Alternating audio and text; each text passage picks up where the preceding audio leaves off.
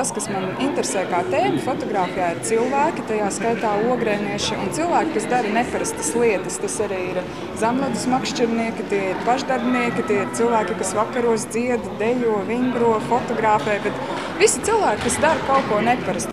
Tā par savu sirdslietu fotografēšanu saka Ogres fotokluba biedre Dace. Viņa ir viena no dalībniecēm arī izstādē Upe, kas ceturtdienas vakarpusē atklāta Ogres kultūras centrā. Tā tapusi sadarbībā ar Zviedrijas pilsētu Umejo. Vienojošais elements, kā jau liecina nosaukums, upes. Un mūsu pilsēta ir pie divām upēm, Ogres upe un Daugava. Un es pati kā autors, man ļoti patīk fotografēt cilvēkus. Man liekas, ka tas dabas skats varbūt nepastāsta tik daudz, kā cilvēki, kas ir saistīti ar mūsu upēm. Un, protams, ka mūsu upēm ir diezgan raksturīgi līdz pēdējam ledum, kas sēž zemledus makšķernieki, kā viņus pareizi sauc. Un tad šis man tā kā, te ir nosaukums Ziemas zveja, bet pēc būtības tas ir tāds kā atvadu sveiciens, jo te var redzēt, ka ūdens jau stāv pāri ledum, bet cilvēki vēl joprojām spītīgi turās. Kā norāda Ogres fotokluba vadītājs Vitauds Mihalovskis, sadarbība ar Zviedriju iesākusies pirms gada, kad tās pārstāvi meklējuši sadraudzības iespējas Latvijā. Izstādē apskatāmie darbi raksturo dzīvi upes krastos un upes ainumu visos gada laikos. Jau pats par sevi, jo šī tēma varbūt ne tik filozofiski dziļa, ka mēs esam paņēmuši to šai reizē, izsmēluši to tā laikam teiksim. Bet pamatā es domāju, ka viss ir labi. Un tā kā šī sadarbība sākusies un es domāju, ka viņi turpināsies, jo pašlaik arī Umejo ir izstāde tāda pat kā šeit ir, kur ir mūsu darba izsūtīti.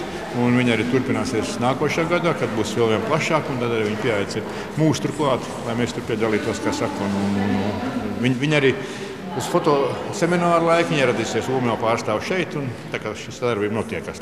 Oktobris Ogrē tiek atzīmēts kā fotomēnesis, un šogad īpaši ražants. Šonedēļ atklātas 2 izstādes un plānos vēl viena, kur savu skatījumu par ikdienā ierasto lietu kā asfalts rādīs fotogrāfe Linda Gunde.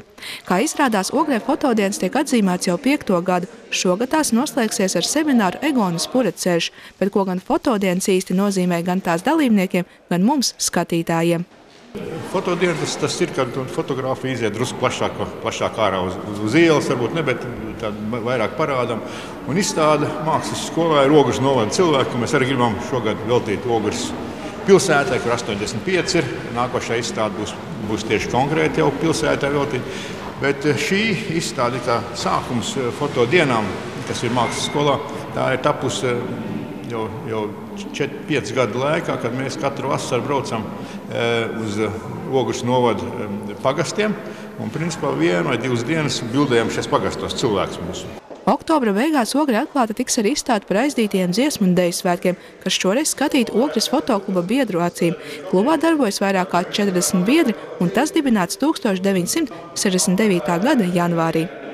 Es domāju, ka fotogrāfija ir tāda pat kultūras sastāvdaļa, kā tautas dejas, kā dziedāšana, kā teātris spēlēšana. Un, ja nenāks neviens uz tautas deju kolektīviem, nedansos, tad viņas panīks. Tas pats ir fotogrāfijā. Ja mēs nefotografēsim, nerīkosim šādas pasākumus, tad arī vienkārši tas aizmirsīsies viss. Dace Strivocka, Laura Liepiņa, Artis Supe, Ogres televīzija.